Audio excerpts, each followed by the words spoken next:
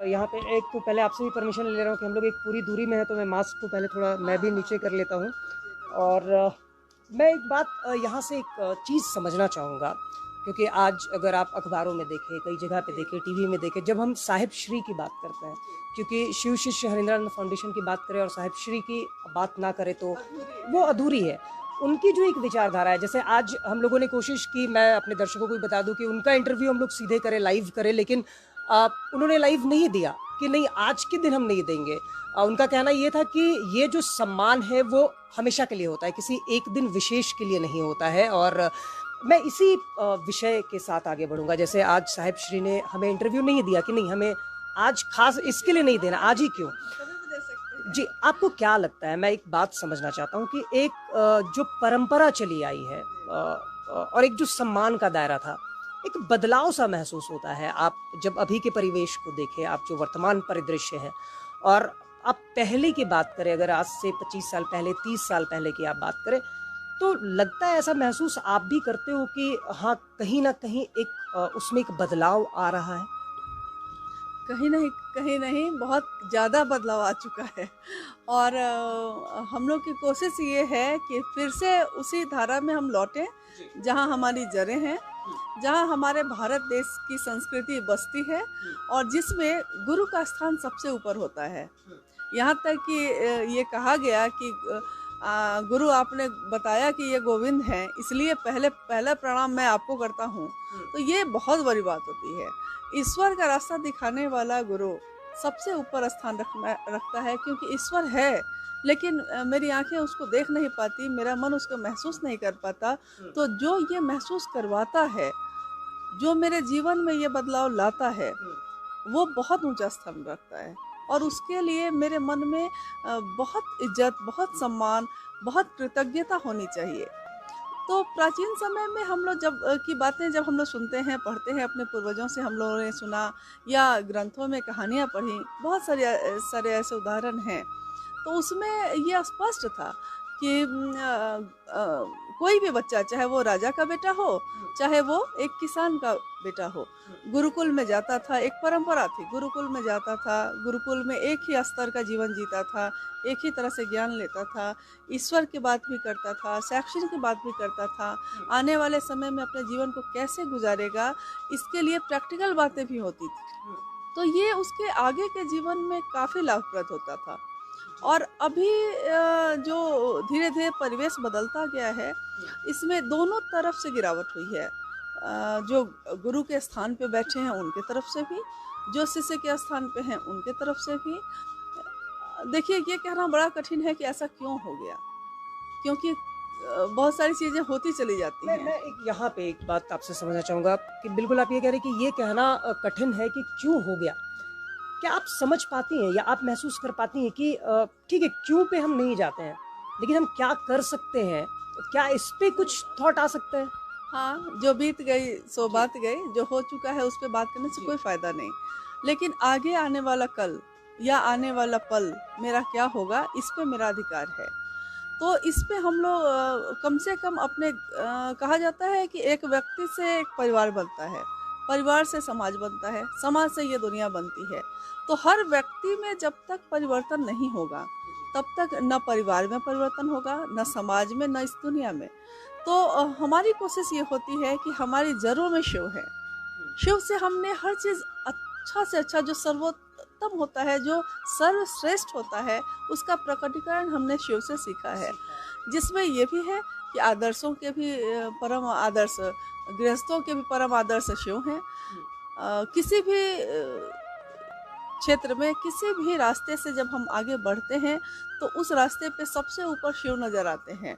चाहे वो अघोर पंथ हो, चाहे वो कपालिक लोगों का पंथ हो, चाहे वो गृहस्थों का पंथ हो, चाहे वो कोई सा भी पंथ हो। लेकिन जब भी हम रास्ते अलग अलग होते हैं, लेकिन जब मंजिल पर पहुंचते हैं तो वहाँ शिव ही विराजमान नजर आते हैं। तो ये हमारे जीवन में जब तक शामिल नहीं होगा, तब तक हमारे जो भी पारिवारिक या सामाजिक मूल्यों में गिरावट आई है, वो ठीक होना बड़ा कठिन है। अब जब शिव की बात करते हैं, मुझे ऐसा लगता है, या जितने भी हमारे दर्शक हैं, एक एक एक पॉजिटिव वाइब्स। आप जब भी परेशान होते हैं, आपको कोई भी दिक्कत होती है, तो जब वो हमारे दिमाग में आते हैं, जब हम उनके बारे में सोचते हैं तो एक अलग सी एनर्जी आती है। शायद हम काम को बहुत ही बेहतर तरीके से करने लगते हैं या एक हिम्मत सी आ जाती है। एक क्या चीज़ है जो बांधती है लोगों को? या मैं अगर आप लोगों की बात करूँ या साहिबश्री की बात करूँ तो मैंने देखा है कभी भी वो ये नहीं कहते कि इसके लिए आना है, इसके लिए बैठना है, इसके लिए पूजा करना है, इसके लिए जाप करना है। आप दिल में बसा लोगे शिव को तो सब हो जाएगा। हाँ, बिल्कुल। उन्होंने यही कहा कि लोगों ने पढ़ा है, सुना है कि सहज प्रेम से परमात्मा लभ्य होते हैं।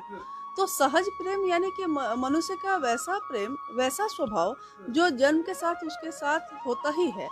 एक सहज स्वभाव है कि वो अपने पिता को प्यार करता है। एक सहज स्वभाव है कि वो अपने माता या अपने लोगों को प्यार करता है, उनका सम्मान करता है। तो ये एक सहज प्रेम कि वो परमात्मा को प्रेम करता है।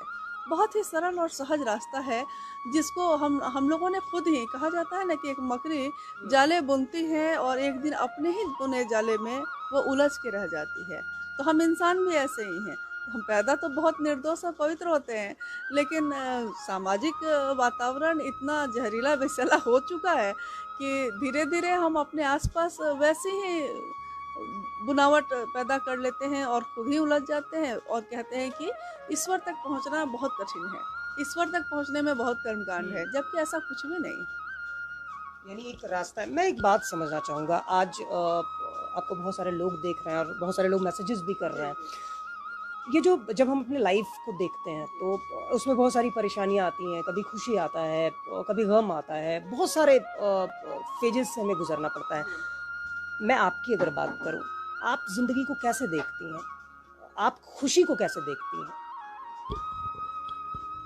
देखिए, आदमी अभी का जो पीरियड हुआ है इसके बाद काफ़ी कुछ आदमी के जीवन में बदला।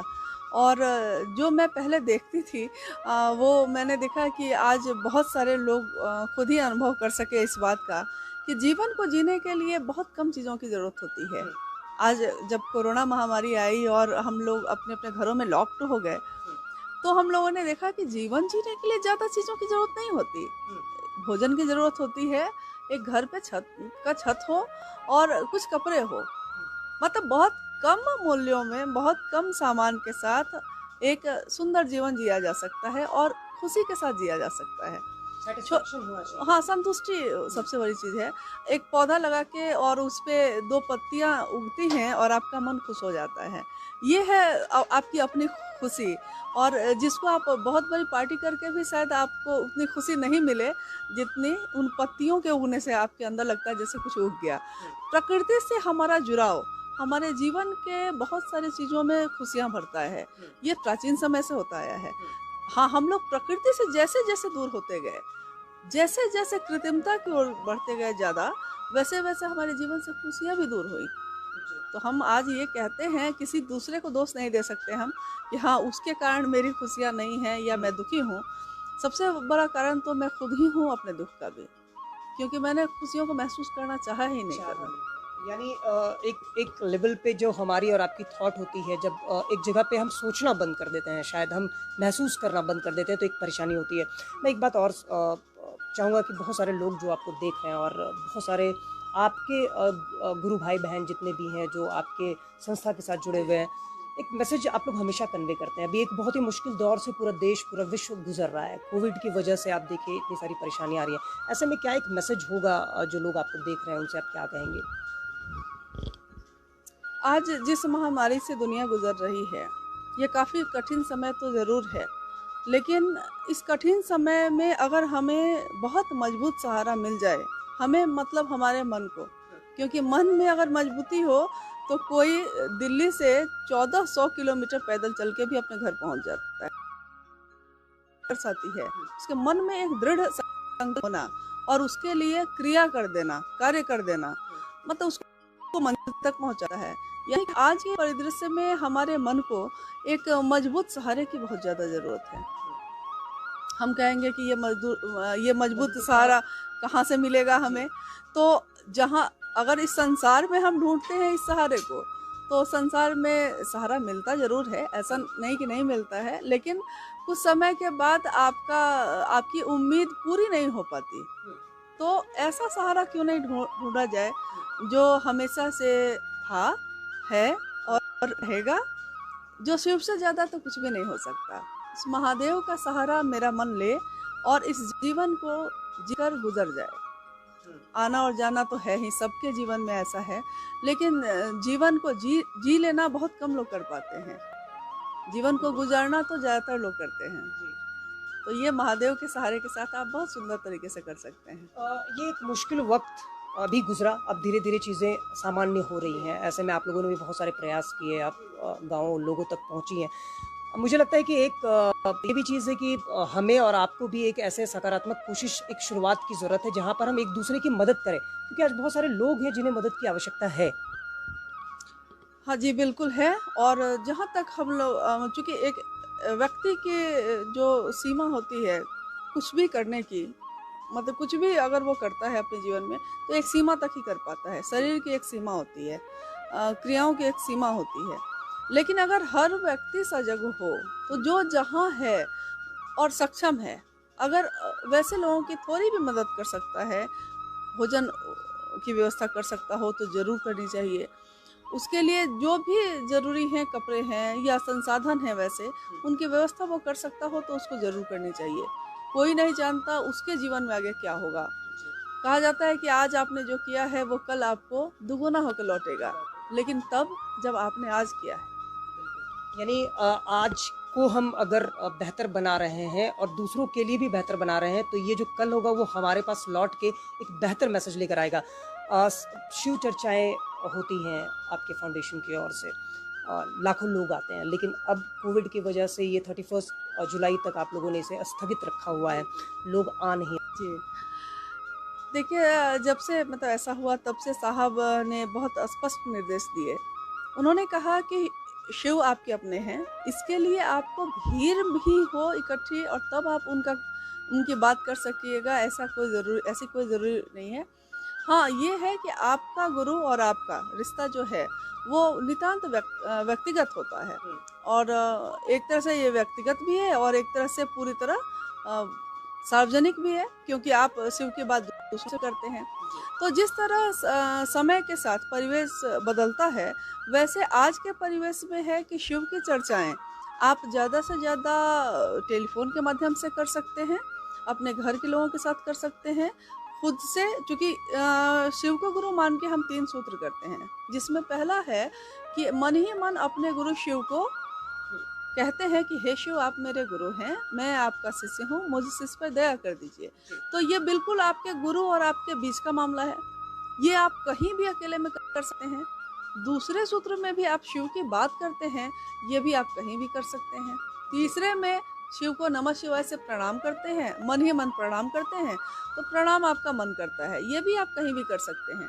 तो इसके लिए कभी भी जब साहब श्री हरिनानंद जी ने कहना शुरू किया था 1980 के दशक में कि शिव जगत के गुरु हैं लेकिन हमारे आपके गुरु हो सकते हैं, तो उस समय वो क्या उनके साथ कोई भीड़ थी? वो अकेले थे। उनकी बात में उनके दिल की आवाज़ थी, लोगों ने सुना, लोगों ने समझा, शिव की बात थी, न उनकी बात थी न दूसरों की बात थी। तो शिव की बात करने वाले की बात दुनिया सुनती है और ग्रहण भी करती है। इसके लिए भीड़ का होना कोई ज़रूरी नहीं है। तो आज के परिवेश में मेरा कहना है कि साहब की ये इच्छा है, साहब का निर्देश है कि हाँ, हम सभी शिव से या जिसने भी शिव की बात दूसरों से करने का संकल्प लिया है, वो कभी ये नहीं सोचे कि बड़े बड़े महोत्सव होंगे तभी शिव की बात हो सकेगी, या संगोष्ठियाँ होंगी, या साप्ताहिक चर्चाएं या एक दिवसीय चर्चाएं होंगी। हर क्षण आपके गुरु शिव आपके साथ हैं और आप अपने गुरु से अपने मन की बात कह सकते हैं, उन तक पहुंचा सकते हैं। और जिस देश में आप रहते हैं उस देश का आज सब कुछ, मतलब विश्व में एक स्थान है उस देश का, ये हमारे लिए सौभाग्य की बात है। तो ये एक मैसेज है और शिव एक ताकत है। अब ये बहुत ज़रूरी है कि अभी इस मुश्किल वक्त में ये घड़ी है कि हम सभी मिलकर ये प्रार्थना करें कि ये जो मुश्किल दौर से पूरा विश्व गुजर रहा है उससे जल्दी से जल्दी हम निकल सके और इस महामारी को ख़त्म कर सके। अब बहुत अच्छा लगा आपसे बातें करके, और एक ये उद्देश्य था समझना कि जब हम गुरु की बात करते हैं तो वो क्या मायने रखता है और आज के परिदृश्य में हम कैसे देखते हैं। एक अंतिम मैसेज जो लोग आपको देख रहे हैं उन्हें आप क्या देना चाहेंगे आज के दिन में? देखिए, मैं तो यही कहूँगी कि गुरु एक ऐसी सत्ता है जो हमारे जीवन को देखने का नज़रिया बिल्कुल स्पष्ट करता है। जिस तरह से आपने सुना है, कहानियों में सुना है कि अर्जुन को पता था कि मछली की आँख कहाँ होती है, तो ये उसके गुरु ने उसको सिखाया था। उसके अंदर भी कुछ था, उसने सीखा भी, ग्रहण भी किया। तो जब गुरु कोई ज्ञान देते हैं तो वो ये भी देते हैं कि आप अपने जीवात्मा के तौर पे अपने जीवन की यात्रा कैसे कर सकते हैं, और आपका मन बिल्कुल स्पष्ट होता है कि किस तरह से और क्या आपकी मंजिल है। तो मेरा ये कहना है कि सबके साथ रहना है, लेकिन सबके लिए सिर्फ होके नहीं रह जाना है। ये वरेण्य गुरुभ्राता साहब हरिनंदन जी हमेशा कहा करते हैं कि आप भीड़ में रहिए या अकेले में रहिए, सबके साथ रहिए, सबके लिए करिए, लेकिन आपने जन्म लिया है तो आपके जीवन का, आपके जन्म लेने का कोई उद्देश्य होगा। उस उद्देश्य को पहचानिए, शिव से इसके लिए दया की याचना करिए कि वो आपके उद्देश्य को पहचानने में आपकी मदद करें, और दूसरों के लिए भी जीना सीखिए, क्योंकि अपने लिए सब कोई जीता है। लेकिन क्या आपको ये अच्छा नहीं लगता जब आपकी कोई मदद करता है? क्या आपको ये अच्छा नहीं लगता जब कोई आपको देख के हंस देता है? मैंने कहा फूलों से हंसो तो वो खिलखिला के हंसती है, तो क्या आपको ये अच्छा नहीं लगेगा कि ये सारी दुनिया खिलखिला के हंस दे आपके थोड़े से प्रयास से, आपके थोड़े से मुस्कान से? तो अपने गुरु से आज के दिन मेरा यही कहना है कि हम सब पे वो दया करें और हमें जीवन जीने की दृष्टि प्रदान करें। चलिए प्रकाश जी, हमसे बात करने के लिए, ताज़ा टीवी को समय देने के लिए बहुत बहुत शुक्रिया। तुरंत ही बदल देते हैं। साहब ने कहा कि उस शिव के साथ ऐसा मत करना, उस महादेव के साथ ऐसा मत करना जैसा अपने घर में अपने बूढ़े बुजुर्गों के साथ हम लोग कर देते हैं कि जब वो जवान था तो घर का मालिक था, और जब वो वृद्ध हो जाता है, खटिया पे आ जाता है, तो घर के लोग उसकी तरफ देखते भी नहीं। खाना दे देते हैं, पानी दे देते हैं, लेकिन घर के मामले में उसकी राय लेना भी बंद कर देते हैं। साहब ने कहा, महादेव की दुनिया में आप रहते हैं, ये दुनिया किसकी बनाई हुई है? ये धरती, ये आकाश, ये हवा, ये पानी किसने दी हमको? किसी आदमी ने नहीं दी है। ये तो उस महादेव की दया से हमको आपको मिला। महादेव की दुनिया में हम आप रहते हैं, लेकिन हमारी छोटी छोटी कुटिया जो है, हमारा छोटा छोटा घर है, उसमें महादेव रहते हैं कि नहीं? उसमें अपने रहते हैं, मेरा बेटा रहता है, मेरी बेटी रहती है, मेरे परिवार, मेरे रिश्तेदार रहते हैं, लेकिन मेरा गुरु, मेरा महादेव रहता है कि नहीं? साहब ने इतना ही कहा। उसी तरह महादेव को भी अपने घर में शामिल करो, घर का मुखिया बनाओ। और घर का मुखिया अगर शिव हो तो सोचिए वो दुनिया कैसी होगी, वो परिवार कैसा होगा। तो हमारे पास चाहे और कुछ हो या ना हो, लेकिन महादेव तो सबसे सुंदर गुरु हैं जो हमको आपको मिल गए हैं। इस जीवन में मानव का जीवन है। हम सोचते हैं कि कोई बहुत अच्छा है, कोई बहुत खराब है। अभी नीचे हम लोग बैठे थे तो कुछ गुरु बहन कुछ और कर रही थी, कुछ गुरु बहन कुछ और कर रही थी, कोई ध्यान से चर्चा सुन रही है, कोई कुछ और कर रही है। लेकिन जो चर्चा सुन रही है उनका ध्यान भी भटक जा रहा है। तो सोचिए कि अपनी यात्रा हमको याद नहीं आ रही, दूसरों की चिंता हमको सता रही है, अपनों की चिंता हमको सता रही है, लेकिन अपनी यात्रा भूल गए, अपनी यात्रा भूल गए। एक ही जीवन मिला है, आपके मेरे हाथ में है कि हम उस जीवन को कैसा बना सकते हैं। हम चाहे तो उस जीवन के रास्ते में कांटे ही कांटे बिछा दें, हम चाहें तो उन कांटों को फूलों में बदल दें। हम चाहते क्या है? जीवन एक ही मिला है, मानव का तन यही मिला है, फिर पता नहीं मिलेगा कि नहीं, नहीं जानते। क्योंकि जन्म लिया था, उससे पहले कहाँ थे ये तो किसी को नहीं पता। जन्म जब खत्म हो जाएगा, मौत आ जाएगी, फिर कहाँ जाएंगे किसी को नहीं पता। कहते हैं ना, इस पार प्रिय मैं हूँ तुम हो, उस पार न जाने क्या होगा। हम नहीं जानते कि जब मृत्यु होती है उसके बाद हम कहाँ जाते हैं। हाँ, ये विश्वास है कि महादेव के पास से आए हैं तो इस महादेव के पास ही तो जाएंगे, लेकिन महादेव को वापस लौट कर क्या मुंह दिखाएंगे कि आपने तो मुझको जन्म दिया था। बड़ा पवित्र, बड़ा निर्दोष एक बच्चा जब जन्म लेता है, उसको नहीं पता होता कि उसकी जाति क्या है, उसका धर्म क्या है, वो अमीर है कि गरीब है, उसको कुछ नहीं पता।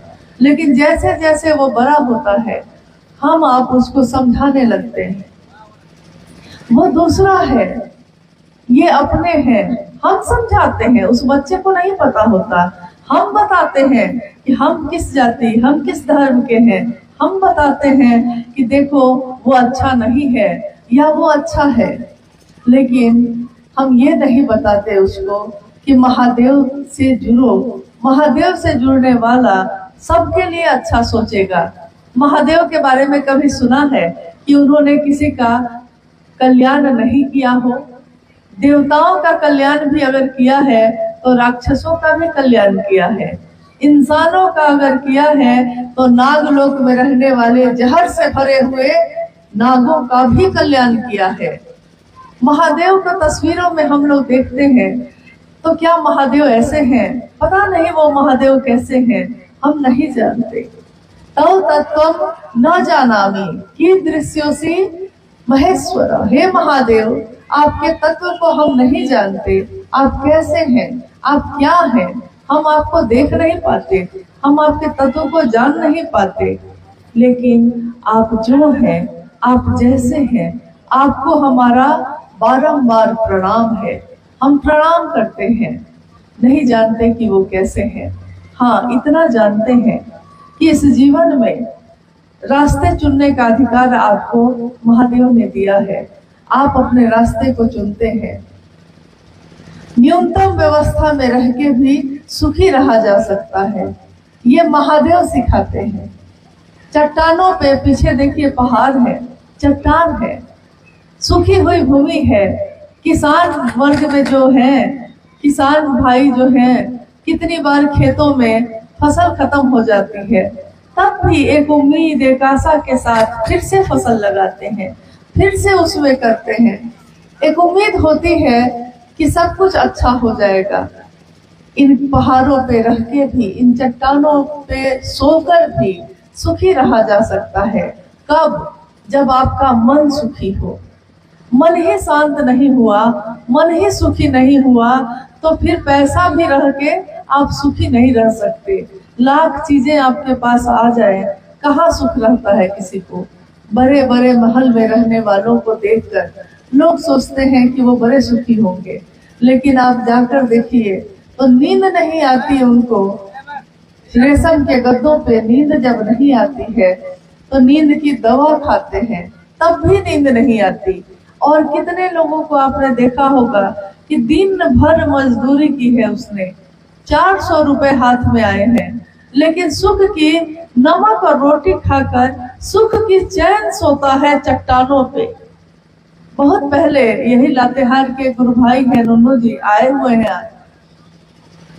उनसे मैंने एक बार पूछा था कि आप जो लातेहार के विभिन्न जगहों पे आप लोग गुरु भाई गुरु बहन जाते हैं, महादेव की चर्चा दूसरों तक पहुंचाने जाते हैं, तो कैसे जाते हैं? क्योंकि बहुत सुविधा नहीं है, बहुत सवारियां नहीं है और पैसे भी बहुत नहीं है कि होटल में खा लेंगे, तो आखिर कैसे जाते हैं? उन्होंने कहा कि मैं उसका वीडियो बनाकर भेजूंगा। छोटे छोटे वीडियो बनाकर उन्होंने भेजे थे। साहब उस समय शरीर में थे। साहब से मैंने उन तस्वीरों को और उन वीडियोस को दिखाया। उसमें दिख रहा है कि गुरु भाई गुरु बहन मीलों पैदल चल के जा रहे हैं, हाथ में पोटली बांधे हुए हैं, रखे हुए हैं और पैदल चले जा रहे हैं, जंगल में जाए जा रहे हैं। रास्ते में कहीं भूख लगी है तो चट्टान है, झरना है, पहाड़ी नदी और झरना है, वहां बैठ गए हैं। अपनी जो रोटी और प्याज का टुकड़ा है, थोड़ी सी सब्जी है, उसको खोला है, सब लोग मिल बांट के आपस में खा रहे हैं और फिर वहां से दूसरे गांव में बढ़ के महादेव की बात कर रहे हैं। कहते हैं महादेव का काम कौन करता है? महादेव का काम उनके गण करते हैं। महादेव के गण आभूषण पहनकर नहीं आते, महादेव के गण महलों में नहीं रहते, महादेव के गण, महादेव के लोग चट्टानों पे रहते हैं जैसे मेरे महादेव रहते हैं। वो झरनों का पानी पीते हैं जैसे मेरे महादेव पीते हैं। जैसे पर्वतों पे उनका परिवार दिखता है, जैसे बर्फ में भी बैठे हुए वो निहंगी शमशानी परम शांत है, वैसे ही उनके गण, उनके लोग, उनके शिष्य धरती पे विचर रहे हैं, चल रहे हैं। और साहब ने कहा कि आपको पता नहीं है शिव शिष्यों की कीमत क्या होती है। शिव शिष्यों की कीमत ये होती है कि वो चाहे तो धरती पे क्या नहीं हो, लेकिन क्योंकि वो शिव के सानिध्य में रहता है, शिव के नजदीक उसका मन रहता है, इसीलिए वो परम शांत भी रहता है। जीवन में लाख हलचल हो जाए, जीवन में लाख उतार चढ़ाव हो जाए, लेकिन वो शांत रहता है, सुखी रहता है। महादेव महादेव कहता हुआ मगन रहता है, दीवाना बना रहता है, घर द्वार भी चलता रहता है, महादेव का काम भी चलता रहता है। महादेव तुम मेरे हो जाते तो निर्वाह हमारा हो जाता, थोड़े से गुजारा हो जाता, थोड़ा सही होता मेरे पास तो हम उससे ही गुजारा कर लेते। साहब और दीदी का जीवन जब हम देखते हैं, माँ नीलम आनंद पलामू जिले की ही बेटी है। एक समय लातेहार और पलामू एक ही था, बाद में ये अलग जिला बना है, लेकिन पलामू जिले की बेटी, मनातूगढ़ में उनका परिवार एक राज परिवार, मनातूगढ़ जैसे घर में उनका जन्म हुआ। जंगल थे, चारों तरफ जंगल ही जंगल थे। जब साहब का विवाह हुआ माँ नीलम आनंद जी से, तो साहब हमेशा ये सब बताते कि उनके घर के चारों तरफ जंगल ही जंगल था, यहाँ तक कि हिरन बाघ तक नजदीक में आ जाते थे घर के, लोग छतों से देख सकते थे। यानी प्रकृति में बसा हुआ वो घर। और उस घर से निकलकर माँ नीलम आनंद जब साहब श्री हरिदानंद जी के साथ दुनिया में निकली, तो राज परिवार में पली बढ़ी बेटी, डिप्टी कलेक्टर की पत्नी। कहते हैं ना कि ऐसी लागी लगन मीरा हो गई मगन, वो तो गली गली हरि गुण गाने लगी। ऐसी लागी लगन कि वो माँ नीलम आनंद साहब हरिदानंद जी के साथ जंगलों में, पहाड़ों पे, धरती के कोने कोने में जाकर महादेव की बात करने लगी। आज हम आप यहाँ बैठे हैं, आज साहब और माँ नीलम आनंद शरीर में नहीं है, लेकिन हम शिव शिष्यों के दिलों में हैं, हमारे दिल ही उनका मंदिर है। साहब ने एक बार कहा भी कि शिव के शिष्य जो चलते फिरते अपने महादेव की बात कहते हैं दूसरों से, ये चलते फिरते मंदिर हैं, जहाँ जाते हैं अपने महादेव के नाम का दिया जलाते हैं। वो दूसरों को और कुछ दे पाए या ना दे पाए, लेकिन महादेव के शिष्य का भाव देते हैं, महादेव का भाव जगा देते हैं उसमें। और ये इतनी बड़ी चीज है जो आज तक किसी ने किसी को नहीं दी। किसी ने ठंडा लगी है तो कंबल दे दिया है, किसी ने भूख लगी है तो भोजन करा दिया है, लेकिन किसी ने महादेव को लेकर महादेव को दिया है, ऐसा किसी ने आज तक नहीं किया था। लेकिन आज ये भी हुआ। हम सब शिव के शिष्य अपने साहब और दीदी के संकल्प को याद करते हैं। साहब ने हमेशा कहा कि जिस तरह गरीबी में पेट बांध के भी तुम अपने बेटे को नहीं बदलते, तुम अपने परिवार को नहीं बदलते, तुम कभी अपने महादेव को मत बदलना। महादेव एक निष्ठता चाहते हैं, महादेव प्रेम की धारा है, वो प्रेम और समर्पण। तंत्र का मतलब भी यही होता है, प्रेम और समर्पण। किसी भी रिश्ते में प्रेम और समर्पण ही होता है। आपने देखा होगा कि किसी से प्रेम हो जाए किसी को, तो वो कहता है कि तुम मुझको ना चाहो तो कोई बात नहीं है, लेकिन गैर को चाहोगी तो मुश्किल होगी। मतलब वो कहता है कि तुम मुझको चाहो सिर्फ, लेकिन साहब हरितानंद जी ने तो कहा कि मैंने शिव को प्रेम किया है और मैं चाहता हूँ कि धरती का हर व्यक्ति उस महादेव को प्रेम करे, उसका शिष्य बने। हमारे आपके अंदर कोई पात्रता नहीं है, कोई योग्यता नहीं है। हम लोगों ने बहुत किताबें नहीं पढ़ी हैं, शास्त्र नहीं पढ़े हैं। ये शिव गुरु का मंच है जिसपे आज ये चर्चा हो रही है। ये शिव गुरु का मंच, इस पे शिव के शिष्य ही बैठते हैं और बात करते हैं। शिव की तरफ से वही बोलते हैं, वही सुनते हैं। लेकिन इस पे कोई विद्वान नहीं बैठा है, कोई प्रवचन करता नहीं बैठा है, कोई सत्संग करने वाला, कोई कथावाचक नहीं बैठा है। शिव की चर्चा कथा नहीं है, शिव की चर्चा अविरल प्रवाह है जो एक दिल से दूसरे दिल में जाती है। ये दिल से उठती है और दिल से जब बात उठती है तो शास्त्र भी वहाँ मौन हो जाते हैं, शास्त्रों का भी कोई महत्व वहाँ नहीं होता। जैसे एक माँ से पूछिए, एक माँ से कोई पूछे कि तुम अपने बेटे को कितना प्रेम करती हो बताओ, वो बताने लगती है। आप कहिएगा कि लिख कर बताओ, तो वो कहेगी कि प्रेम इतना है कि लिखने पे शब्द कम पड़ जाएंगे। वैसे ही शिव के लिए जो प्रेम जगाया है साहब ने हमारे आपके हृदय में, वो प्रेम ऐसा है कि ये पूरी धरती का कागज बन जाए, ये पूरा समंदर जो है वो जल बन जाए, स्याही बन जाए। और स्वर्ग का एक पेड़ होता है पारिजात, पारिजात नाम का पेड़, उसकी लेखनी बना दी जाए, कलम बना दी जाए।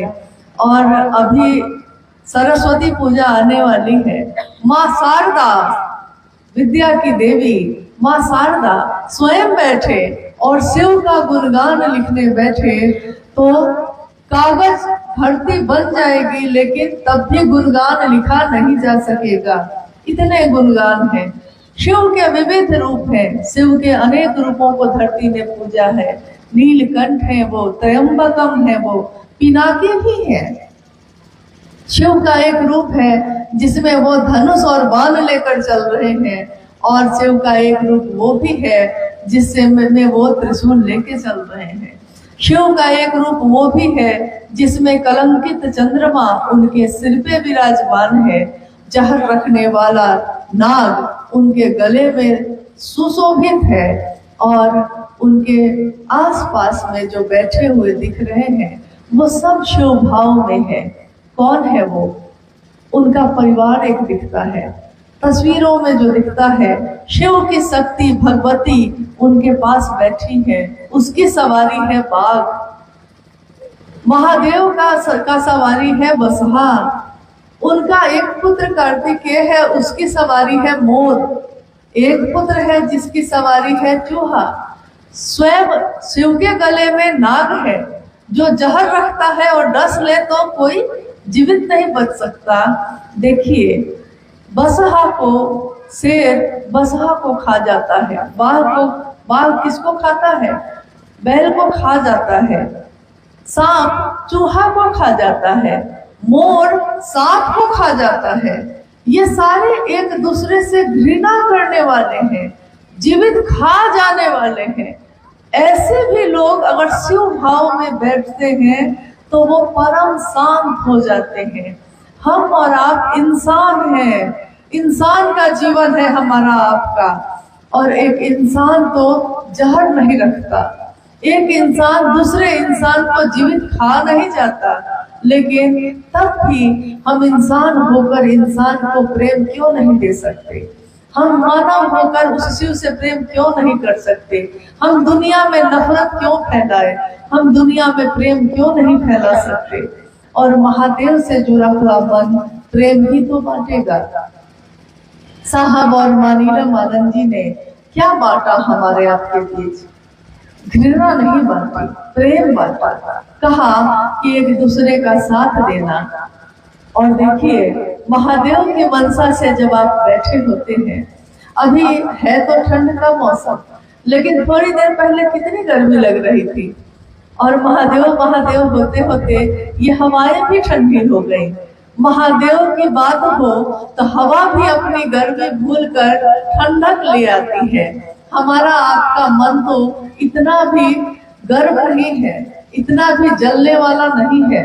तो महादेव की बात करने वाले लोग धरती के लोगों में प्रेम बांटेंगे, एक दूसरे का साथ देंगे, सुंदरता बटेगी, जीवन शिवमय होगा, सुखमय होगा, सबका सुख होगा, सबका कल्याण होगा। इससे ज्यादा एक महादेव अपने शिष्य के लिए क्या दे सकते हैं। वो महादेव जब गुरु होंगे अपने शिष्य को अपने जैसा बनाएंगे। महादेव ने किसी का अकल्याण नहीं किया है, हमेशा दूसरों के लिए किया है। खुद चाहे उनको जो भी दुनिया ने दिया, उन्होंने दुनिया को हमेशा अमृत दिया है, तो हम अमृत दे सकते हैं तो दें। अभी आपने सुना भी शिव के शिष्यता की पृष्ठभूमि, व्याप्ति, प्रयोजन, इस पे बात हो रही थी जब हम लोग यहाँ पहुंचे थे।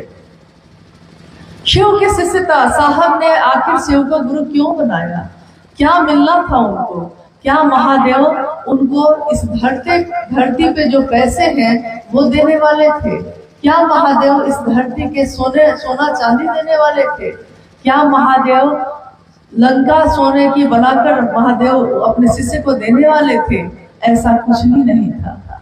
लेकिन शिव ने जो अपने शिष्य को दिया, अद्भुत दिया, अप्रतिम दिया, विश्व के मानव को सबसे सुंदर उपहार मिला। हमारे हाथों में और कुछ भी नहीं है, हमारे हाथ जगत के लिए खाली हैं, लेकिन इस हाथ में महादेव की शिष्यता भरी हुई है और इसकी कीमत इतनी ज्यादा है, इसकी कीमत इस धरती के लोग नहीं चुका सकेंगे। इन हवाओं की कीमत कोई नहीं चुका सकता। जो पानी हम पीते हैं बेशकीमती है, वो उसकी कीमत कोई नहीं चुका सकता। इस मिट्टी पे जो बैठे हैं, इस मिट्टी की एक परत को बनने में करोड़ों वर्ष लगते हैं। आज तक धरती पे इतनी चीजें बन गई, हवाई जहाज, रॉकेट सब बन गया, लेकिन मिट्टी कोई नहीं बना सका। न मिट्टी बना सका, न पानी बना सका, न हवा बना सका, न आग बना सका, न ये आकाश बना सका। महादेव जो बना देते हैं, फिर वो धरती के लोग नहीं बना सकते। महादेव जो दे सकते हैं, उसकी कीमत इस धरती के लोग नहीं चुका सकते। तो देखिए, हमारे पास अगर माचिस नहीं होता था तो हम पत्थर को पत्थर से रगड़ के आग पैदा कर लेते हैं, लेकिन वो आग हमारी नहीं होती। आग कहाँ से आई और आग कहाँ चली गई? हमारी तो आग नहीं थी वो। तो सोचिए कि वो महादेव क्या दे सकते हैं हमको, आपको, और हम क्या मांगते हैं महादेव से। महादेव सब कुछ दे सकते हैं, स्वयं शिव बना सकते हैं, और हम शिव से ही मांगते हैं 1 किलो चीनी। पेट में दर्द है वो ठीक कर दीजिए महादेव, नहीं दया कर दीजिए कि नौकरी मिल जाए। अरे ये तो 70-80 साल के जीवन का उपाय कर रहे हैं आप, लेकिन जो जीवात्मा हमारे आपके अंदर है, उसकी यात्रा, उसका जीवन तो हजारों साल का है। उस यात्रा का क्या होगा, उसके बारे में तो कभी नहीं सोचते। अभी मेरी मौत हो जाए तो मेरे पास जो भी है मेरे लोगों में बांट दिया जाएगा। कुछ दिन तक लोग रोएंगे, लेकिन अभी अगर पिता की मौत हो जाए तो जिस पिता ने पेट काट काट के खेत खरीदा था, 4 बेटे तुरंत 4 टुकड़ा कर लेते हैं खेतों का। इसी खेत के लिए तो आपने अपना जीवन गंवा दिया, लेकिन जीवन गंवाने के बाद हासिल क्या हुआ, मिला क्या? तो उतना दीजिए महादेव जितने मैं भी भूखा ना रहूं, साधु ना भूखा जाए। मतलब इतना दे दीजिएगा कि मेरा पेट भर जाए, मेरे लोग खा पाए, छत हो, एक कपड़ा हो, जीवन की जरूरत हो, और कोई साधु आ जाए तो भूखा ना चला जाए मेरे दरवाजे से। इतना बहुत है महादेव। महादेव महादेव करते हुए इस जीवन को जी लेना है, आगे बढ़ जाना है। बाकी आगे तो महादेव जानेंगे, और हम क्या जाने महादेव क्या चाहते हैं। एक जगह पे किसी ने कहा कि अरे हम क्या जाने महादेव क्या चाहता है, कोई नहीं जानता महादेव क्या चाहता है। आइए हम लोग कुछ जिज्ञासाओं पे बात करते हैं। जो यहाँ के क्षेत्र में अगर कोई समस्या, कोई बाधा या कोई ऐसी जिज्ञासा जो शिव के लिए हो, वो आई हो, तो हम उस पर बात करने की कोशिश करते हैं। जिज्ञासा है, बालूमाथ के गुरु भाई है नागेंद्र जी। शिव गुरु महोत्सव एक पूर्णता आध्यात्मिक आयोजन है, कैसे? कृपया समझाया जाए। शिव गुरु महोत्सव एक पूर्णता आध्यात्मिक आयोजन है। आपने देखा होगा अभी लोग थोड़ा ज्यादा है तो मंच भी बनाने की जरूरत पड़ जाती है, लेकिन अगर लोग कम हो तो हम मंच भी नहीं बनाते। चौकी पे बैठ के, चादर पे बैठ के, धरती पे बैठ के महादेव के बात हम लोग कर लेते हैं। कोई कर्मकांड नहीं। कर्मकांड का अर्थ होता है कि सब कुछ जुटाना पड़ता है। पूजा है तो पूजा में आप फल फूल रखिए, जल चढ़ाइए, सब कुछ जुटाइए। नहीं, पूजा करने का विधि विधान सब कुछ करिए। लेकिन शिव की चर्चा में ऐसा कोई कर्मकांड नहीं है। ऐसा क्यों है? क्योंकि पूजा तो हम अपने घरों में करते ही हैं, मंदिरों में करते ही हैं, और पूजा गलत नहीं होती। कभी भी ईश्वर की पूजा हमारा कल्याण ही करती है। लेकिन वो पूजा कैसे हो, ये गुरु बताते हैं। गुरु है स्वयं शिव। शिव बताएंगे कैसे अब, क्योंकि वो तो दिखाई नहीं दे रहे। तो महादेव अपने शिष्यों के माध्यम से ही ज्ञान देने की जिम्मेवारी वहन करते हैं। शिष्यों के माध्यम से ही एक शिष्य दूसरे शिष्य को सिखाता है। कोई पूरा ज्ञान नहीं रखता। लेकिन आपने देखा होगा कि शिव चर्चा करते समय बहुत बार ऐसा हुआ होगा कि आपसे किसी ने कुछ पूछा होगा, आपको इसका जवाब नहीं आता था। जो उसने पूछा है आपसे, आपको इसका जवाब नहीं पता होगा। लेकिन उस समय अचानक आपके मुंह से कुछ बातें निकलने लगती हैं अपने आप। महादेव से दया मांग के आप लोगों से बात करने लगते हैं, और लोग को जो जिज्ञासा, जो प्रश्न उन्होंने पूछा है, आप उसका उत्तर देने लगते हैं। वो आदमी संतुष्ट हो जाता है आपकी बात से और कहता है हाँ हम समझ गए। आप बाद में सोचते हैं कि इसका उत्तर मुझको कैसे पता था, क्योंकि इसका उत्तर तो मैंने किसी किताब में पढ़ा नहीं था। आपके साथ हुआ है ऐसा कभी? हम लोग के साथ तो हमेशा हुआ है, क्योंकि जो कभी पढ़ा नहीं, कोई कभी जाना नहीं, उसका भी उत्तर आप दे देते हैं। आध्यात्मिक आयोजन का अर्थ होता है, आध्यात्म का अर्थ होता है अपनी खोज, अपनी यात्रा, अपने को जानने का विज्ञान। मैं कौन हूँ, कहाँ से आया हूँ, क्यों आया हूँ। और इसी खोज के लिए जो शिव की चर्चा हो रही है, शिव की बात हो रही है, उसके लोगों के द्वारा, उन लोगों के द्वारा एक आयोजन करना, तो इसमें पूर्णतया ये इसमें शिव चर्चा से संबंधित बातें ही होती हैं। इसमें कोई कर्मकांड नहीं, इसमें कोई जाति धर्म का बंधन नहीं। और साफ साफ साहब ने कहा है कि जाति धर्म वर्ण संप्रदाय लिंग से परे है शिव की शिष्यता। महादेव ने कोई अंतर नहीं किया है। तो कैसी जाति, कैसा धर्म? जैसे ही हम कहते हैं शिव की शिष्यता, हम सबका मजहब, हम सबका धर्म, हम सबकी जाति एक है। शिव की शिष्यता, शिव के शिष्य, शिव हमारे गुरु और हम उनके शिष्य। और यही संदेश हम धरती के हर लोगों को देते हैं। इन चीजों ने हम लोगों को बांटा है। महादेव हम सबको एक करें, एक जैसी सोच रखें, हम एक ही हमारी सभा हो, एक ही भाव हमारे आपके हृदय में चलते हो, हम सब एक दूसरे को प्रेम करें। ये एक विशाल परिवार, ये धरती का परिवार, शिव शिष्यों का परिवार, जिसमें शिव स्वयं बसते हैं। ऐसे ही परिवार का सपना साहब दीदी ने देखा है, और ये लोग ऐसा चल रहे हैं, ऐसा कर रहे हैं। हम लोगों को याद नहीं आता कौन किस जाति का, हमको ध्यान नहीं है कौन किस धर्म का। गुरु और शिष्य परंपरा में जाति धर्म के बंधन टूट जाते हैं, ये सीमाएं टूट जाती हैं, क्योंकि गुरु गुरु होता है और शिष्य शिष्य होता है। गुरु ज्ञान देता है, शिष्य ज्ञान लेता है, बस इतना ही रिश्ता होता है और बाकी कोई रिश्ता नहीं होता।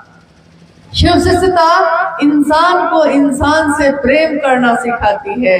शिव की शिष्यता शिव से एक मेक होने की विधा है, इसके अलावा कोई और भी बात इसमें नहीं है। इसीलिए शिव के शिष्यों के द्वारा किया हुआ कोई भी आयोजन पूर्णतया आध्यात्मिक होता है, इसमें दूसरी कोई बात नहीं होती। धरती की कोई बात नहीं, ये धरती पीतल की, ये पीतल के जैसे चमक है इसमें, लेकिन ये बस कुछ दिन का ही बसेरा है, कुछ दिन के लिए रहना है और फिर चले जाना है। तो इस धरती के सोच में कितना दिन रहेंगे? हाँ, ये धरती महादेव ने बनाई, पैदा हमको आपको महादेव ने किया है, तो रहने के लिए पैदा है किया है तो हम रहेंगे। भोग दिया है भोगने के लिए तो भोगिए, लेकिन भुक्त मत हो जाइएगा। भोग लेना और भुक्त हो जाना दोनों दो बात होती है। भोग लेना मतलब कि गाड़ी खरीदी थी कि इसको भोगेंगे, गाड़ी रहेगी तो सुविधा रहेगी, लेकिन गाड़ी में एक निशान हो जाए, कोई उसमें लकड़ी से एक निशान बना दे तो हमारा मन भूल हो जाता है ना। कुर्ता खरीदा था, पैंट शर्ट खरीदा था पहनने के लिए, भोग के लिए, पहनने के लिए। जा रहे थे, झाड़ी में कांटा था, पकड़ लिया कपड़ा को, थोड़ा सा कपड़ा फट गया, मन भोर हो गया, मुक्त हो गए। अब सोचने लगे कि कैसे इसको ठीक करें। अब हर चीज लिया था, घर बनाया था खुद भोगने के लिए। मेरे ही संबंध में एक परिवार है, एक घर है, जिन्होंने एक बहुत सुंदर घर बनाया, महंगा महंगा पेंट किया उसमें। और जब बातचीत हुई तो उन्होंने कहा कि मैंने सबसे अच्छा पेंट है वो करवाया है। और जब हम लोग उनके घर गए तो पूरे समय वो हम लोग के पास नहीं बैठ के यही देखने के लिए चारों तरफ घूमते रहे कि बच्चे जो घूम रहे हैं कहीं उनकी दीवार में, घर की दीवार में बच्चा लोग कहीं कुछ गंदा ना लगा दे। तो मैंने उनको कहा कि दीवार बनाई थी भोगने के लिए, घर बनाया था रहने के लिए, तो अब तो घर ही आपको भोग रहा है, आप तो घर ना भोग सके, तो भोगने के लिए बनाया है तो भोगेंगे शिव कैसे, लेकिन भुक्त नहीं हो जाएंगे, उसकी चिंता में अपनी यात्रा नहीं भूल जाएंगे। इसीलिए आध्यात्मिक आयोजन आध्यात्मिक भी होता है। आगे कोई और है?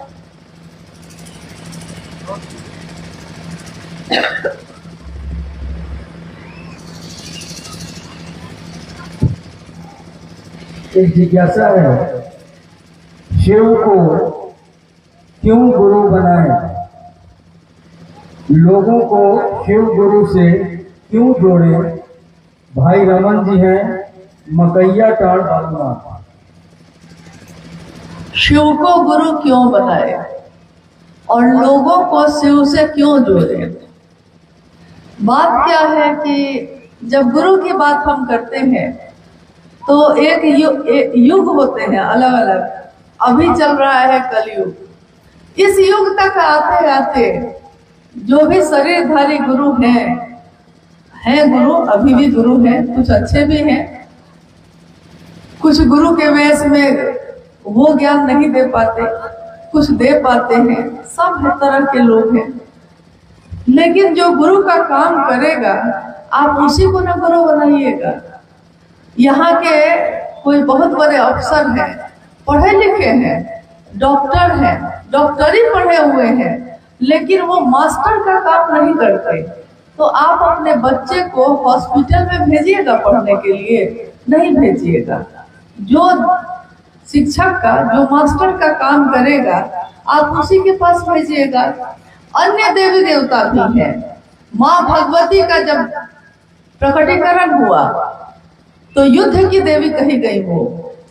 राक्षसी ताकतें जब जब बढ़ेंगी उसका संहार करेंगी वो। नहीं कहते हैं रक्त बीज संहारे सोनित बीज हरे, मतलब रक्त और बीज की तरह जो राक्षस प्रवृत्ति बढ़ती है उसका नाश करने के लिए युद्ध की देवी के रूप में माँ भगवती का प्रकटीकरण दुर्गा माँ का हुआ। लेकिन वो गुरु का रूप काम नहीं करती। अब है कि गुरु का काम जो करेंगे आप गुरु तो उन्हीं को बनाएंगे ना। तो देवी देवताओं में भी अगर हम देखते हैं तो सर्वोच्च पद पे कौन दिखते हैं हमको? सारे देवी देवता अभी याद कर लीजिए आप, और उसके बाद आप कहिए कि महागुरु किसके नाम के साथ लगा हुआ है? किसी के नाम के साथ महागुरु लगा हो, जगत गुरु लगा हो, आदि गुरु लगा हो, एकमात्र महादेव के नाम के साथ लगा हुआ है महाकाल, महामृत्युंजय, महायोगेश्वर। यानी कोई भी चीज जो इस धरती पे है उसमें सबसे ऊपर में कौन बैठा है? तो वो महादेव स्वयं बैठे हैं। इस छोटे से पहाड़ पे कोई इधर से चढ़े, लेकिन ऊपर कौन बैठा है? तो वो महादेव स्वयं बैठे हैं। जब गुरु की श्रृंखला में हम जाते हैं तो गुरुओं के भी गुरु है शिव, सदगुरुओं के भी गुरु है शिव। जगत के गुरु कौन है? तो शिव। उनको कहा गया जगत गुरु। जगत गुरु को प्रणाम करते हैं हम लोग। शंकर पड़ा ही नाम इसलिए कि ज्ञान देने के कारण तू शंकर है, तू ज्ञान देता है इसलिए तेरा नाम शंकर है। संभवे गुरुवे नमः, तुम त्रिभुवन गुरु वेद बखाना। यानी जहां भी बखान है वहां क्या कहा जा रहा है कि महादेव गुरुओं के भी गुरु हैं। हम कहेंगे कि जब हमारा काम छोटे मोटे गुरु से चल सकता है तो हम महादेव को गुरु क्यों बनाएं? लेकिन अब मामला यह है कि बीमारी छोटी मोटी हो तो कोई डॉक्टर ठीक कर सकता है, लेकिन बीमारी अगर गंभीर हो गई हो तो डॉक्टर के बस में अब नहीं है। तब डॉक्टर भी कहता है कि दवा तो हम दे देंगे लेकिन थोड़ा दुआ की भी जरूरत है, यानी ईश्वर से थोड़ा प्रार्थना करिए। वो भी कह देता है एक दिन। साहब ने कहा जब सबसे सुंदर गुरु स्वयं शिव ही उपलब्ध है, हम प्रकृति में शिव की पूजा करते हैं, हम शिवलिंग के रूप में उन्हीं की पूजा करते हैं, हमारे घर के कुल देवता देवी में वही है, जब झाड़ झंखार में भी वही है, हर जगह वही है, तो उस गुरु के रूप में भी वही है, तो उनको ही गुरु हम क्यों नहीं बनाए? अब रही बात कि गुरु तो बना लिया है लेकिन दूसरों से कहने की क्या जरूरत है? जो जिज्ञासा आई है, दूसरों से क्यों कहें? सही बात है, महादेव को प्रचार की जरूरत तो है नहीं, लेकिन अच्छी चीज बतानी पड़ती है इंसान को। आप गौर कीजिएगा कि जब घर में बच्चा होता है ना, तो बच्चा जब बड़ा होने लगता है और घर में कोई आते हैं तो बच्चे को सिखाना पड़ता है, बउआ उठो, चचा आए हैं, पाँव छू के प्रणाम करो। तो बच्चा उठता है, पाँव छू के प्रणाम करता है। बदमाशी करने के लिए उसको नहीं सिखाना पड़ता, वो सारी बदमाशी करके आ जाएगा। लेकिन अच्छा काम जब भी आप कहिएगा तो अच्छा काम करने के लिए सिखाना पड़ता है, शैतानी करने के लिए नहीं। जैसे आप देखिएगा कि गलत काम करना है तो कोई मुहूर्त नहीं निकालता। कभी सुना है कि गलत काम करने के लिए कोई मुहूर्त निकाल के बैठा है? लेकिन जब अच्छा काम करना है, शादी ब्याह करनी है, गृह प्रवेश करना है, कहीं की यात्रा करनी है, तब देखिएगा कि लोग मुहूर्त निकालेंगे। उस समय सुंदर समय कौन सा है? गलत काम के लिए नहीं निकाले, सुंदर काम के लिए आप निकाल रहे हैं। तो महादेव की बात दूसरों तक पहुंचाने के लिए भी हमको इसलिए इस काम को करना चाहिए क्योंकि अच्छा काम भी दूसरे को सिखाना पड़ता है। और अगर जबरदस्ती भी किसी का भला करना पड़े तो कर देना चाहिए। जैसे बहुत लोग ऐसे हैं जो बीमार पड़ेंगे हॉस्पिटल नहीं जाते हैं, तो आप उनके शुभचिंतक हैं तो आप क्या करते हैं, आप उनके घर में उनके पास जाते हैं तो कहते हैं कि डॉक्टर से दिखाए हैं, वो कहते हैं कि नहीं ठीक हो जाएगा, आप जबरदस्ती उसको लेके डॉक्टर के पास जाते हैं। शुभचिंतक है, शुभ सोचते हैं उसका, जबरदस्ती भी अगर अच्छा काम करना पड़े तो कर लेना चाहिए। महादेव गुरु हो जाए और हमारा मन का बीमारी सब ठीक हो जाए, हमारे मन की सारी बीमारी ठीक हो जाए, अगर ऐसा हो सकता है तो हम जबरदस्ती भी अगर करना पड़े हमको तो हमको ये काम कर लेना चाहिए। जबरदस्ती में भी अगर प्रेम हो सकता है तो हो जाए, कोई दिक्कत नहीं है। और महादेव से प्रेम होगा तो उसका शुभ ही होगा, कल्याण ही होगा। आप उसको चाहे और कुछ दे पाए नहीं दे पाए, महादेव तो दे सकिएगा। इसलिए महादेव की बात दूसरों तक पहुंचाइए। और ये शिष्य के रूप में गुरु दक्षिणा का काम भी करता है। जब किसी को आप गुरु मानते हैं तो आप उसको गुरु दक्षिणा देना चाहते हैं। गुरु शिष्य परंपरा में ये होता है, गुरु को दक्षिणा देनी पड़ती है। महादेव गुरु हैं, हम सब उनके शिष्य हैं। अब बताइए, महादेव गुरु दक्षिणा मांग रहे हैं, क्या दीजिएगा, क्या दे सकते हैं हम उनको? गुरु को गुरु दक्षिणा में क्या दे सकते हैं? दीक्षा तो आ गया है, दीक्षा तो हो गई है। मन में विचार आना किसी मेरे गुरु हैं, यही है दीक्षा। अब है कि गुरु दक्षिणा भी देनी पड़ेगी, तो गुरु दक्षिणा में हम लोग उस महादेव को क्या दे सकते हैं? जो देंगे वो कम ही होगा।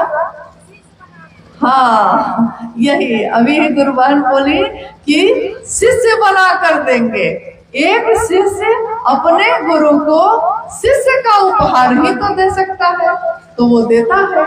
इसके लिए भी शिव के शिष्य अपने गुरु शिव की चर्चा दूसरों से करते हैं, ताकि स्वयं भी शिव शिष्य बन सके, दूसरे भी बन सके। दूसरे को स्टेशन पहुंचाने में हम खुद भी स्टेशन पहुंचते हैं। दूसरों से शिव की चर्चा करने में मेरा मन भी शिव की तरफ चलता है। और अंतिम तक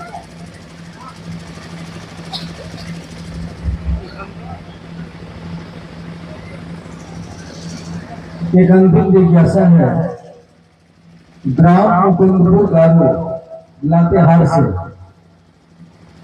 हमारे गांव में एक तरफ शिव गुरु की चर्चा करते हैं और दूसरे तरफ ओझा भक्ता झाड़ फूक बड़े जोर शोर से कर रहे हैं। हम लोगों को शिव गुरु से जोड़ने में बाधा हो रही है, कृपया उपाय बताएगा। प्रश्न आप सुन लिए हैं। जिज्ञासा जो है, अभी अभी बात हो रही थी कि हर चीज से परे है शिव की शिष्यता। तो जिज्ञासा ये है कि एक तरफ शिव चर्चा चल रही है और एक तरफ कुछ लोग जो है शिव चर्चा के नाम पे या कुछ और करते हुए ओझा गुनी झाड़ फूक इस सब का सहारा भी ले रहे हैं। मुझको अभी याद आ गई एक घटना, हालांकि इसका जिक्र अनमिल आखर एक किताब है उसमें है। साहब और दीदी के जीवन की घटना है ये, थोड़ा कम शब्दों में सुनाते हैं आपको। साहब उस समय वीडियो थे, कार्यालय गए हुए थे। माँ नीलम आनंद घर में थी, तो माँ नीलम आनंद साधु संत के वेश में अगर कोई आता सबका सम्मान करती थी, साधु संतों का भी बहुत सम्मान करती थी। तो एक दिन जब साहब कार्यालय से अपने घर में आए तो उन्होंने देखा कि एक व्यक्ति उनके घर में अंदर ड्राइंग रूम में बैठा हुआ है, जिसने पूरा हड्डी उड्डी की माला जो है पहन के बैठा हुआ है और एकदम काला काला कपड़ा, लाल लाल चंदन, हड्डी की माला, रुद्राक्ष सब पहन के बैठा हुआ है। और अंदर घुसते घुसते साहब ने देखा कि माँ नीलम आनंद जी ने 500 रुपए, उस समय बहुत होते थे, कुछ पैसे उनके तरफ बढ़ाए हैं। साहब ने देख लिया। तो बैठने के बाद साहब ने कहा कि ये महाशय कौन है? तो माँ नीलम आनंद उस समय, अनुभव जो आए हुए हैं उनकी तबीयत थोड़ी खराब थी उस समय, तो उन्होंने उन व्यक्ति ने उनको कहा था कि हाँ हम जो है कुछ पूजा पाठ कर देंगे तो अच्छा हो जाएगा कुछ। तो इसके लिए नहीं कि वो कर देता, साधु का सम्मान कर रही थी वो, तो उन्होंने कहा कि ठीक है कर दीजिएगा कोई बात नहीं। हालांकि उनको जरूरत नहीं थी इसकी, लेकिन एक नारी का स्वभाव, एक महिला का स्वभाव जो होता है, करुणा ममता रहती है, तो उन्होंने कहा कि जब कह रहे हैं चलिए आप भी कर दीजिएगा क्या होगा। लेकिन साहब का स्वभाव तो वैसा नहीं था, उनका तो था घोरी वाला स्वभाव। वो जब घुसे उन्होंने देखा और कहा कि नीलम इनको भोजन वोजन कराओ। तो माँ जो है, माँ नीलम आनंद जी को शक तो हुआ इस बात पे कि बात क्या है कि ये हमको अंदर खाना के लिए भेजने लगे हैं, लेकिन शक से देखते हुए वो अंदर चली गई। जैसे ही वो अंदर गई, साहब ने उसको कहा कि वो जो पैसा लिए थे अभी अभी निकाल के सीधे बाहर रख दो, और ये जो गले में जो जो चीज है ना सब उतारो और यहाँ रख दो, और सीधे यहाँ से बाहर भागना, नहीं तो जेल में डालेंगे सीधे। अब वो घबरा गया बेचारा, सब उतार के रख भी चुका था वो। लेकिन तब तक माँ नीलम आनंद आ गई, तो उन्होंने साहब से कहा कि आप सबको डरवा क्यों देते हैं? अरे जब मैंने पैसा दे दिया है तो कोई बात नहीं, देने दीजिए। तो खैर वो चले गए, आई गई बात हो गई। बात ये नहीं है कि तंत्र नहीं होता, तंत्र है, लेकिन तंत्र का अर्थ ही होता है प्रेम और समर्पण। तंत्र का अर्थ ये सब नहीं है ओझा गुनी झाड़ फूंक। जब आपके गुरु शिव स्वयं ही आचार्येंद्र हैं, महातांत्रिक भी वही हैं, तंत्र के भी ईश्वर कौन है? तो शिव स्वयं है। तंत्र के भी की भी जितनी धाराएं हैं वो कहाँ से निकली है? तो शिव से ही निकली है। जब राजा ही आपका अपना है, जब शिव ही अपना है, तो बाकी हमको किससे झरवाना है, किससे फुकवाना है? इसकी जरूरत कहाँ है? नहीं। एक बार एक राजा मुनादी करवा दिया। मुनादी मतलब समझ रहे होंगे आप। मुनादी मतलब होता है एक गांव में ढोल जैसा रहता है, उसको बजा बजा के गांव के लोगों को इकट्ठा किया जाता है एक जगह कि भाई सबको आइए, कोई सूचना देनी है। तो एक राजा ने मुनादी करवाई अपने राज्य में कि अगले दिन कल मैं अपने महल का दरवाजा खोल दूंगा और मेरे महल में कल जितने भी लोग आएंगे वो सारे लोग जो छू लेंगे हाथों से, जो भी छू लेंगे वो चीज उनकी हो जाएगी। अब जैसे ही राज्य के लोगों को ये पता चला कि राजा अपने महल में हर चीज देने को तैयार है, जो छू लेंगे सो मिल जाएगा, तो सुबह सुबह पूरे राज्य की जनता जो है महल के दरवाजे पे पहुंच गई। महल का दरवाजा खुला, प्रजा जो है, जनता अंदर घुसी। कोई दौड़ के राजा का जो सिंहासन है, जो सोना का बना हुआ है, कोई उसको छूता है, कोई चांदी का बना हुआ सिंहासन है उसको छूता है, कोई बर्तन सोना का छू रहा है, कोई कुछ छू रहा है। जिसको जो छू रहा है मिल जा रहा है। और राजा अपने कुछ सिपाहियों के साथ एक तरफ कोने में खड़े होके सबको देख रहे हैं। एक व्यक्ति उस भीड़ में से तेजी से राजा के तरफ बढ़ा, राजा के तरफ आने लगा। तो सिपाही लोग जो थे राजा के पास, उन्होंने रोका, कहा कि राजा के पास क्यों जा रहे हो? लेकिन राजा ने देख लिया, तो राजा ने कहा कि आने दो। राजा को लगा कि शायद कुछ मांगना चाहता होगा, तो वो तेजी से राजा के पास आया और सीधे राजा को ही छू दिया, गया और सीधे राजा को छू दिया। अब तो सारे लोग स्तब्ध हो गए। इसने तो राजा को ही छू दिया है। तो जो राजा हो गया उसका, तो राजा की सारी चीजें किसकी हो गई? उसी की ना। जब राजा मेरा तो उसकी सारी चीज भी मेरी। जब शिव मेरा तो शिव की सारी चीज मेरी। जब शिव मेरा तो उनकी दया, उनकी धाराएं जितनी भी हैं, चाहे वो तंत्र हो, चाहे वो मंत्र हो, चाहे वो कुंडली साधना हो, उपासना हो, क्या ऐसा है जो शिव के शिष्य को उपलब्ध नहीं होगा? लेकिन वो मेरा हो जाए तब होगा ऐसा। और वो मेरा कैसे हो सकता है? मन ही मन उस शिव से दया मांगिए। हे शिव, आप मेरे गुरु। मशीन की तरह नहीं, आदमी की तरह। मशीन की तरह सीधे रटिएगा मत इसको। अपने मन में थोड़ा भाव लाइए और उस भाव से पुकारिए, पुकारिए स्वभाव से चिदानंद होइए। पुकारिए स्वभाव से, हे शिव, आप मेरे गुरु हैं, मैं आपका शिष्य हूँ, मुझ शिष्य पर दया कर दीजिए, मुझ शिष्य पर दया कीजिए। मैं किसी की बेटी हूँ, मैं किसी की पत्नी हूँ, मैं किसी की बहू, किसी की कुछ, किसी की कुछ, लेकिन शिव को कहते हैं कि मैं आपकी शिष्य हूँ, मुझ शिष्य पर दया कर दीजिए। और शिव की दया हो जाए तो क्या ऐसा है जो इस भूतल पे उपलब्ध नहीं होगा? किम न शुद्धते भूतले, क्या ऐसा है जो इस भूतल पे सिद्ध नहीं हो सकता? मन मजबूत होता है तो शरीर की बीमारियां ठीक होती हैं।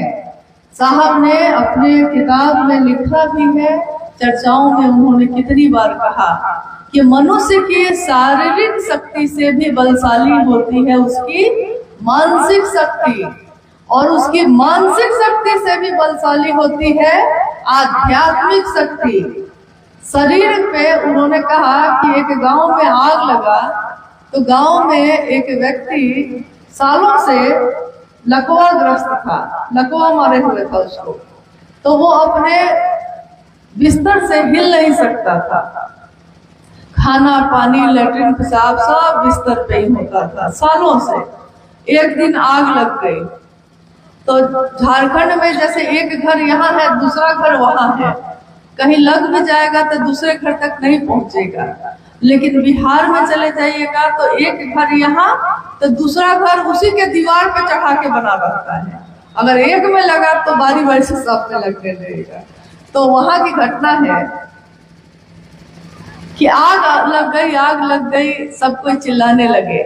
और जब प्राण का भय होता है तो उस समय आप देखिएगा कि हम भूल जाते हैं, ऐसे खूब कहते हैं मेरा अपना, तुम मेरे हो, तुम्हारे लिए हम चांद तारा तोड़ के लाएंगे। लेकिन जब प्राण का भय होता है तो सबसे पहले आदमी अपना प्राण बचा के भागता है। कोरोना आया था तो देखा था ना आपने, कोरोना आया था तो मेरे अपने को भी अगर कोरोना हो गया है तो हम उसको छू नहीं पाए थे हम लोग। प्राण का भय होता है तो पहले अपना प्राण बचाता है। तो घर के सारे लोग जो है वो प्राण बचा के बाहर भागने लगे।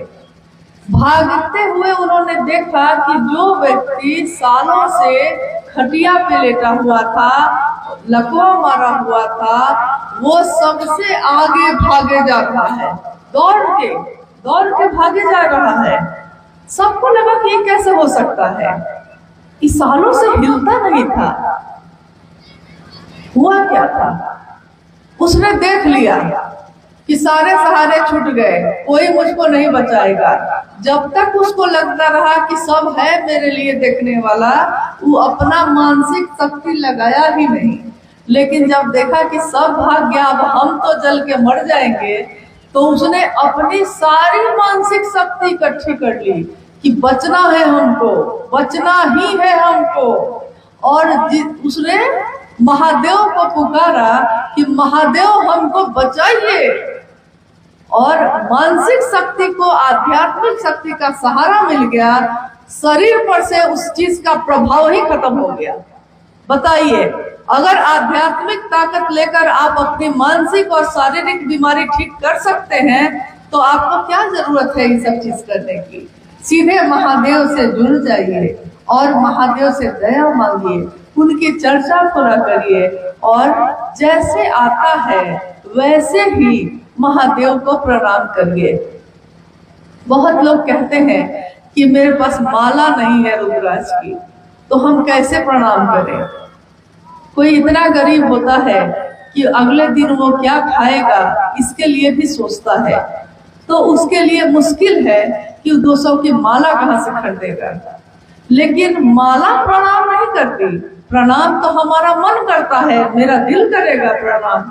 तो हम अगर कंकड़ पत्थर 108 बार रख के कंकड़ से भी अगर जोड़ के महादेव को प्रणाम कर देंगे, तब भी महादेव उस प्रणाम को ग्रहण करते हैं। हम अपने सांस पे चढ़ाएंगे नमः और उतारेंगे शिवाय, तब भी महादेव उस प्रणाम को स्वीकार करते हैं। इसलिए प्रणाम देने की कोशिश करिएगा, कर्मकांड में मत रह जाइएगा कि कैसे करें, किधर से करें। जैसे आता है वैसे करिए, जिस भाषा में आता है उस भाषा में करिए। कुछ नहीं आता है तो नमः शिवाय सोचकर ही कर लीजिए, लेकिन करिए और एक निष्ठ रहिएगा। ये नहीं कि आज इसको पुकारा है कल उसको पुकारेंगे। महादेव के लोग अपने देवता नहीं बदलते, अपना आराध्य नहीं बदलते, अपने इष्ट को नहीं बदलते, अपने गुरु को नहीं बदलते। जो मान लिया, साहब महेंद्रानंद जी ने शिव को गुरु मान लिया तो मान लिया। अब सारी दुनिया एक तरफ हो जाए तब भी शिव ही उनके गुरु होंगे। किसी लड़के ने किसी लड़के से प्रेम कर लिया है, जाति से बेदखल कर दिया जाता है, गांव से निकाल दिया जाता है, लेकिन प्रेम कर लिया है तो प्रेम फिर किसी चीज की परवाह नहीं करता। प्रेम प्रेम होता है। शिव से भी हो जाए वो प्रेम तो पूरी दुनिया एक तरफ और शिव एक तरफ अगर होंगे तो शिव के शिष्य शिव को ही चुनेंगे, क्योंकि अगर राजा अपना होगा तो पूरी दुनिया अपनी हो ही जाएगी।